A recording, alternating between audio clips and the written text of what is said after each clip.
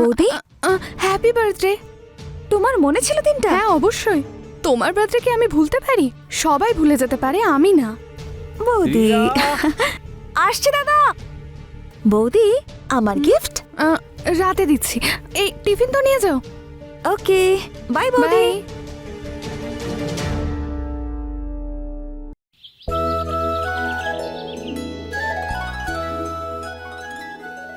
আরে বৌমা, এটা কি করছো কি তুমি? ও কিন্তু এই সব খায় না। না মা, এটা অনেক হেলদি, এর অনেক বেনিফিটস। তোমাদের শাশুড়ি বউয়ের কথাবার্তা শেষ হয়ে গিয়ে থাকলে এবার আমাকে টিফিনটা দাও, দেরি হয়ে যাচ্ছে তো। কি আর বলবো, বৌমার তো মনে হয় আমি তোকে এমন খাবার খাওয়াই না যাতে তুই পুষ্টি পাবি। নীলম, তুমি যে আমাকে টিফিনে এসব দাও না, আমার একদম পছন্দ হয় না, এসব না দিলেই ভালো। মা দেখো না, রিয়া কোথায় গেল? আমাদের দেরি হয়ে যাচ্ছে তো। আমি দেখছি।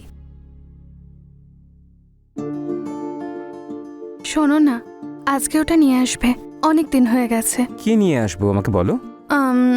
আরে ওটা আরে ওটা কি, ভালো করে বলো না। কন্ডম। কি নীলম, তুমি এসব কি কথা বলছো? কি হলো? না মা, ও একটা কিছু আনতে বলছিল। কি আনবি? বৌমা আমাকে বলো, আমি নিয়ে আসবো। না মা, তুমি ছাড়ো না। আচ্ছা ঠিক আছে। গুড মর্নিং দাদা, আমি এসে গেছি। রিয়া, তোমাকে কতবার বলেছি গুড মর্নিং নয় নমস্কার বলা অভ্যেস করো। দাদা এখন লেট হচ্ছে না বুঝি? চলো। মা আসি আমি। আচ্ছা মা, আমিও আসি তাহলে। হ্যাঁ।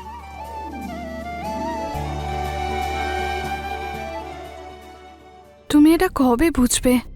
বিয়ে হয়েছে 3 বছর হয়ে গেল, কিন্তু শেষ তুমি আমাকে কবে ছুঁয়েছিলে আমার মনেও পড়ে না। আর তার মধ্যে এই শাশুড়ি মা এটা খাওয়াবে না, ওটা খাওয়াবে না।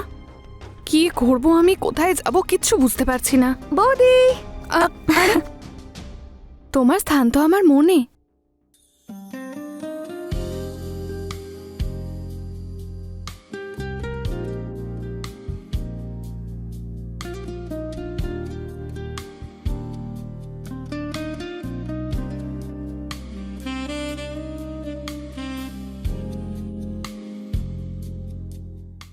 বৌদি হ্যাপি বার্থডে। তোমার মনে ছিল দিনটা? হ্যাঁ অবশ্যই, তোমার বার্থডে কি আমি ভুলতে পারি? সবাই ভুলে যেতে পারে, আমি না। বৌদি আসছে দাদা। বৌদি আমার গিফট রাতে দিচ্ছি, এই টিফিন তো নিয়ে যাও। ওকে বাই বৌদি। বাই।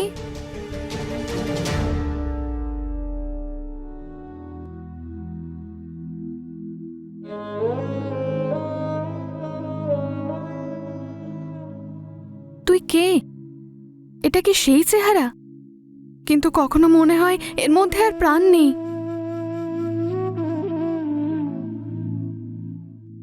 আমি হাসি, কথা বলি, কিন্তু ভেতর থেকে সব খালি। বৌদি বৌদি এসব কি উল্টোপাল্টা ভাবছো তুমি? যখন আমি তোমার সঙ্গে আছি তুমি নিজেকে একা বলছো কি করে? আমি তোমার পাশে সব সময় থাকবো, তোমার থেকে দূরে কখনোই যাব না।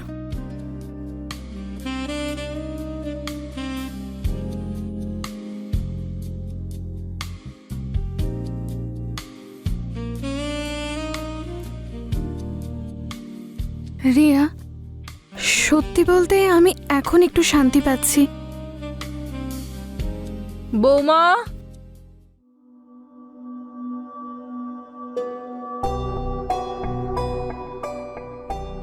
আসছি আসছি মা।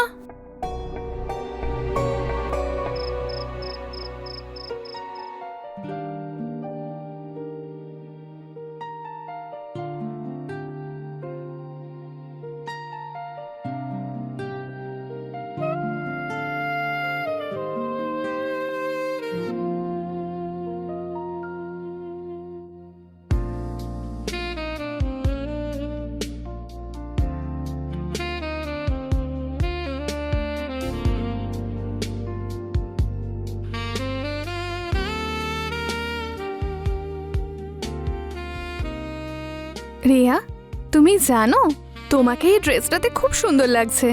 থ্যাংক ইউ বৌদি।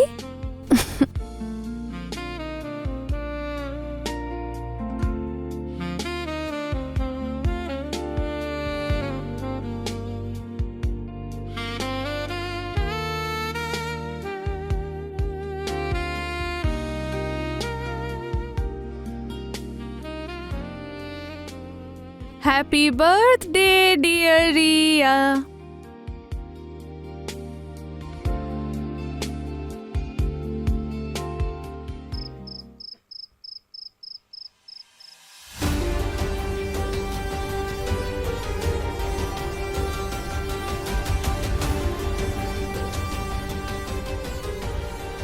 এই নাও রিয়া, দুধটা খেয়ে নাও। থ্যাংক ইউ বৌদি।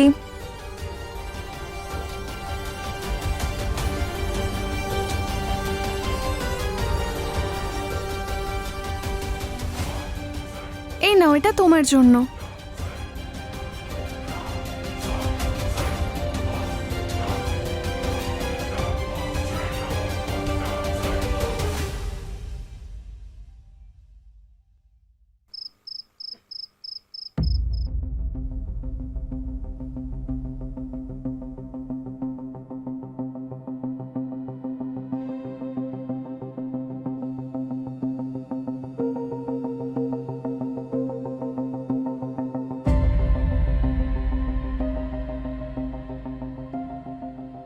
শুনছো? এই শুনছো?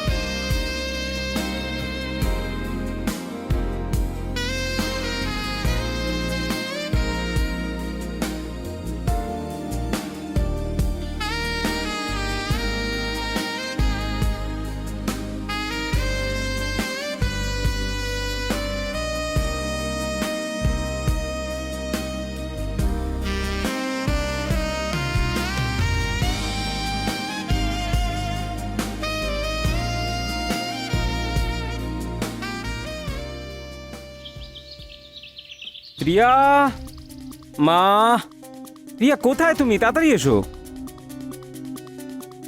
এই নাও। রিয়া কোথায়? ঘুমাচ্ছে হয়তো। ঘুমোচ্ছে এতক্ষণ?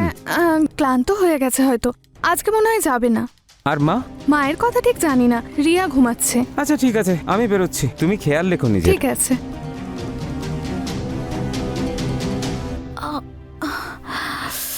আরে রিয়া, তুমি এখানে কি করছো?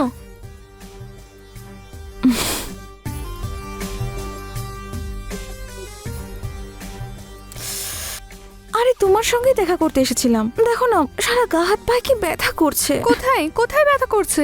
আরে বৌদি কোমরে, গোটা শরীরটাতেই ব্যথা করছে। তুমি উল্টো হয়ে শো, আমি মালিশ করে দিচ্ছি। হুম।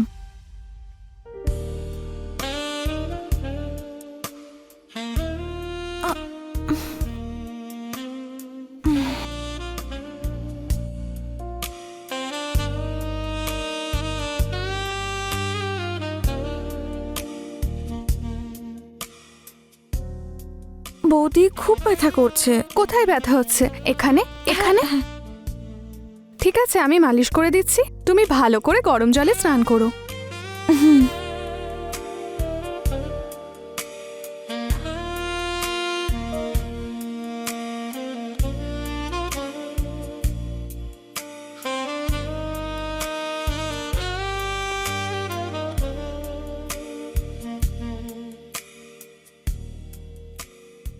বৌদি ওই জায়গাটায় একটু অন্যরকম ফিল হচ্ছে।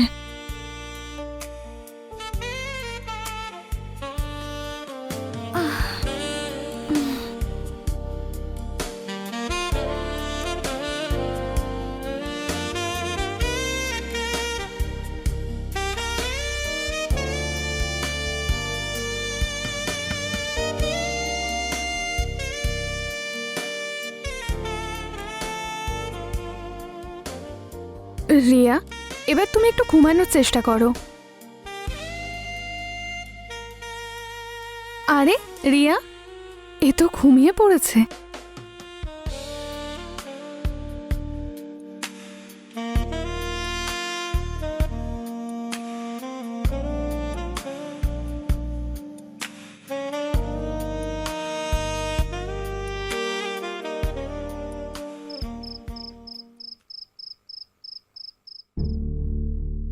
চাটা ভালো হয়েছে মা। রিয়া, এখন শরীর কেমন আছে? খুব ভালো বৌদি।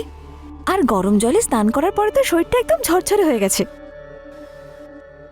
নীলম, নীলম শোনো, কালকে টিফিন বানিও না, কারণ কাল অফিসে পার্টি আছে আর খাওয়া দাওয়া সব ওখানেই হবে। মা, তাহলে রিয়ার খাবারটা আমি প্যাক করে দেব, আপনি বিশ্রাম নেবেন। ঠিক আছে মা।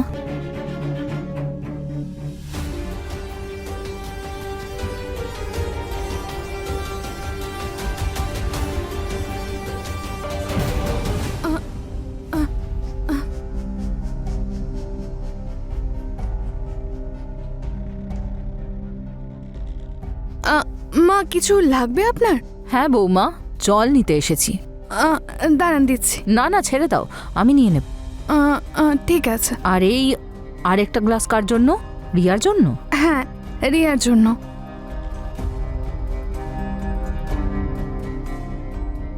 ও আমাকে দেখে এত ঘাবড়ে গেল কেন?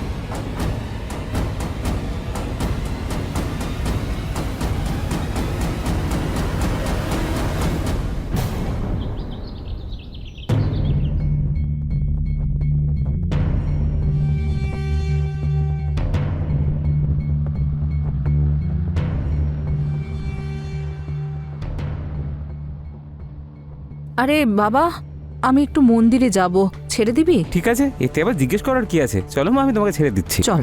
আচ্ছা রিয়া। আরে ওকে ছাড় না, ও রিক্সা করে চলে আসবে, চল। ঠিক আছে। মা, কি হয়েছে? তোমাকে খুব চিন্তিত দেখাচ্ছে। দেখ বাবা, বিশ্বাস, ওই আসলে নীলম,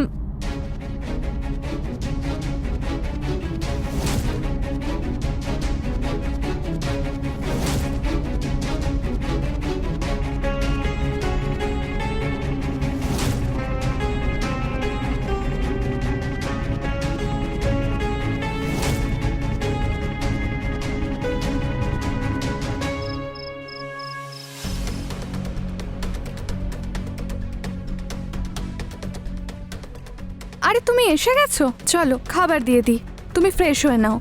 আমি অফিসেই খেয়ে এসেছি।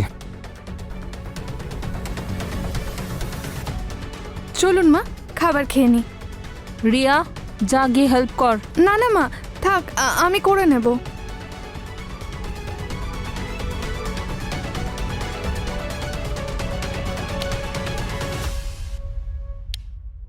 মা, আমি রিয়াকে দুধ দিয়ে আসছি।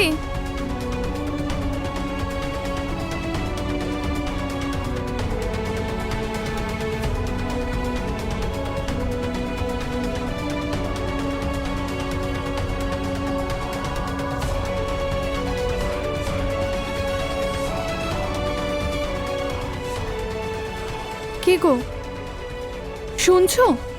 মনে হচ্ছে আজকে বেশি ক্লান্ত।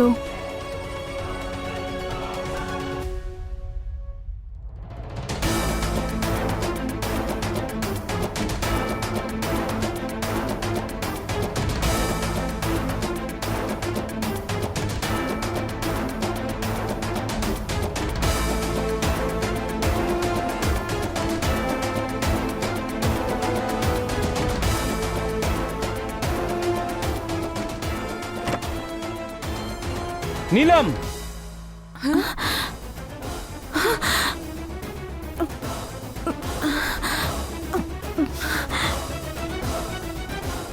রিয়া, রিয়া, রিয়া শোন মা।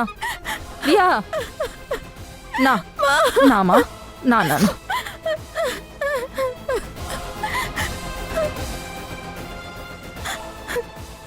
বৌমা, এটা এটা কি করলে তুমি? হ্যাঁ, আমাদের বাড়ির সম্মান, সব সম্পর্ক, সব সব ধুলোয় মিশিয়ে দিলে নিজের ননদের সঙ্গে। ছি, আমার তো ভাবলেও গা ঘিন ঘিন করছে। বৌদি, আমি তোমাকে আমার মায়ের মতোই মনে করেছি, আর তুমি তুমি কি না আমার সঙ্গে। নীলম, তুমি আমার বিশ্বাস ভেঙেছো। আমাদের স্বামী স্ত্রীর পবিত্র সম্পর্ককে তুমি লাঞ্ছিত করেছো, কলঙ্কিত করেছো। তুমি কেন করেছো নীলম, কেন? আরে ও কি বলবে? আগের জন্মে হয়তো কিছু পাপ করেছিলাম আমি, তাই এমন চরিত্রহীন বৌমা পেয়েছি। কি বললেন আপনি? চরিত্রহীন? আমি মানছি আমার ভুল হয়েছে, ভুল না, অনেক বড় অন্যায় করে ফেলেছি। কিন্তু যতটা আমি দোষী তার থেকে বেশি আপনার ছেলে। মা, আপনি তো জানেন আমাদের বিয়ে 3 বছর হয়ে গেছে। এই 3 বছরেও ও আমাকে শেষ কবে ছুঁয়েছে জিজ্ঞাসা করুন। কি গো, আমার কি কোনো অধিকার নেই? পেটের যেরকম খিদে হয় শরীরেরও সেরকমই খিদে হয়। এটা মনে হয় তুমি জানো না। নীলম, চুপ কর, ওকে বলতে দে। বিয়ে তোমার কাছে এটা তো শুধুমাত্র একটা পদবি। আমি রাতে কাঁদতাম, ছটফট করতাম, তুমি আমাকে কোনোদিন সেই সুখ দাওনি যেটা একটা স্ত্রীর অধিকার। এটা কি আমার অধিকার নয়? আর তারপর আমি ভুল রাস্তায় পা দিলাম। আমি রিয়ার প্রতি দুর্বল হয়ে গেলাম। যখন আমি রিয়াকে দেখতাম আর ওকে ছুতাম, তখন আমার ভালো লাগতো। আমার ভেতরের লালসা জেগে উঠেছিল। আমি ওকে চাইতে শুরু করি। এতে রিয়ার কোনো রকম কোনো দোষ নেই, সব দোষ আমার আর তোমারও। আমি মানছি তোমার এই পাপ কাজের আমিও ভাগীদার। হ্যাঁ নীলম, আমি কখনোই তোমাকে সেটা দিতে পারিনি যেটা তোমার অধিকার ছিল। তোমার চাহিদা আমি কোনোদিনই বুঝিনি। আমি অবশ্যই দোষী। আজ আজ তোমার ব্যথা আমাকে আয়নার সামনে দাঁড় করিয়ে দিয়েছে যে স্বামী হয়েও আমি স্বামীর কর্তব্য পালন করতে পারিনি। যদি সম্ভব হয় নীলম, আমাকে ক্ষমা করে দিও। দেখ বাবা, নীলম যদি পাপ করে থাকে তাহলে তুইও তার সমান ভাগীদার। তুই তোর বউকে একাকিত্বের আগুনে ঠেলে ফেলে দিলি। যদি নীলম নিজের অধিকারটা পেত, ওর সব ইচ্ছে পূরণ হতো, তাহলে আমার বৌমা এত নিচে নামতো না।